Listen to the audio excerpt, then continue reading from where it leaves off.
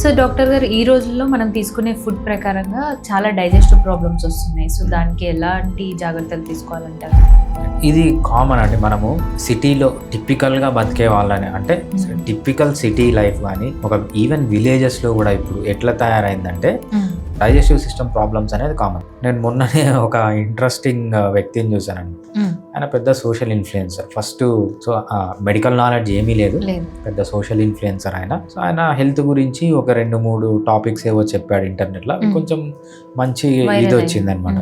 ఆయన next wellness centre పెట్టేశాడు. ఇంకా ఆ వెల్నెస్ సెంటర్లో ఆయన చెప్పేది ఏంటి అంటే, ఆయన ఎక్కడ నేర్చుకున్నాడో తెలియదు కానీ మీకు వచ్చే అన్ని ప్రాబ్లమ్స్కి మీ డైజెస్టివ్ సిస్టమే కారణము. సో మీ గట్ హెల్త్ బాగుంటే అన్నీ బాగుంటాయి. అది ఆయన బేసిక్ ప్రిన్సిపల్ అనమాట. మీరు హార్ట్ అటాక్ అన్నా పోండి, నేను హార్ట్ అటాక్ క్లియర్ చేస్తాను, దాంతోపాటు గట్ హెల్త్కి ట్రీట్ చేస్తాను.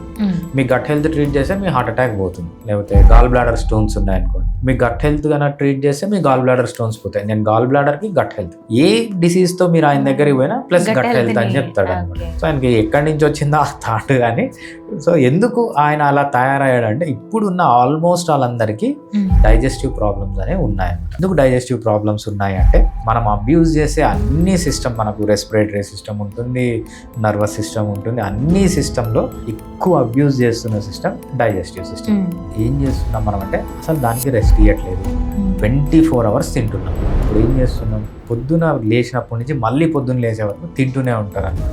మిడ్ నైట్లో కూడా ఫ్రిడ్జ్లో ఓపెన్ చేయడం, ఐస్ క్రీమ్ తినడం, చాక్లెట్లు తినడం, పిజ్జాలు, బర్గర్లు, ఇన్ని అసలు దానికి రెస్టే ఇవ్వట్లేదు. అందుకే ఏంటంటే మనము ఇన్ని డైజెస్టివ్ ప్రాబ్లమ్స్ వస్తున్నాయి. అంతేకాకుండా ఫ్రీక్వెన్సీ పెరిగిపోవడం, మనం తినేది మొత్తం ప్రాసెస్డ్ ఫుడ్ అంతా, పిండి పదార్థము, లేకపోతే omega-6 ఫ్యాటీ యాసిడ్స్, ఇవన్నీ ఎక్కువ తినడం వల్ల మన డైజెస్టివ్ సిస్టమ్ అనేది ప్రాబ్లమ్స్ అనేది వస్తుంది అనమాట. ఓకే.